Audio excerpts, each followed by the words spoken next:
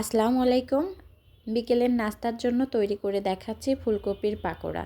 এটা একদম মুচমুচে থাকবে। শীতের সন্ধ্যায় যদি ফুলকপির পাকোড়াই না থাকে নাস্তা হিসেবে, তাহলে তো অনেক কিছু মিস হয়ে যায়, তাই না?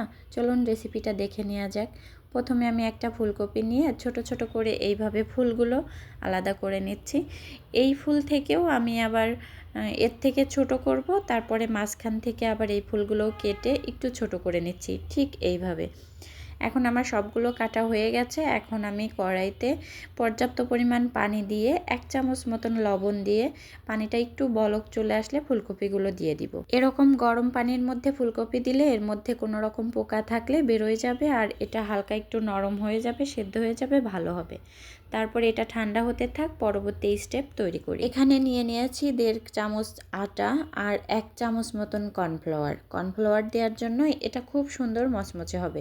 স্বাদ মতন লবণ, মরিচের গুঁড়া আর একটু হলুদের গুঁড়া। শুকনো উপকরণগুলো একটু মেশাই নিচ্ছি। মেশানোর পরে আমি এখানে দিয়ে দিব 1 চামচ মতন আদা রসুন বাটা।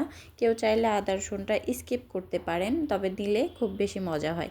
এখন একদম নর্মাল ঠান্ডা পানি দিয়ে আমি সুন্দর করে একটা বেটার তৈরি করে নিব। এটা খুব ঘনও হবে আবার খুব পাতলা হবে তা না।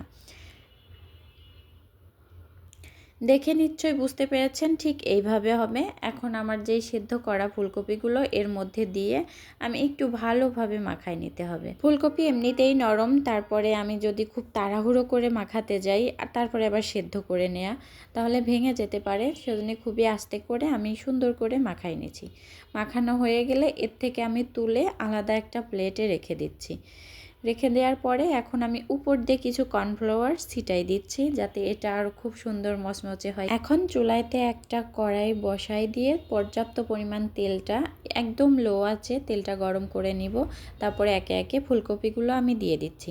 আমি একবারে সবগুলো দিব না, আমি অল্প করে কিছু দিচ্ছি। দিয়ে 2-1 মিনিট পরে আমি আবার একটু উল্টে পাল্টে দিচ্ছি। আর এখানে চুলার জালটা প্রথমে লো রাখতে হবে, তারপরে যখন একটু ভাজা ভাজা হয়ে যাবে তখন চুলার জালটা একটু বাড়াই দিয়ে তারপরে একটু ভেজে তারপরে নামাই নিতে হবে। কিন্তু উল্টে পাল্টে আমি খুব সুন্দর করে একটু সময় নিয়ে ভেজে নিচ্ছি। আমার ভাজা কিন্তু হয়ে গেছে, আমি এখন এটা তুলে নিব। এটা কিন্তু আমি আবারও বলছি, চুলার জালটা যদি হাই হিটে রেখে ভাজতে যান তাহলে কিন্তু পুড়ে যাবে, এটা কিন্তু একদমই ভালো হবে না।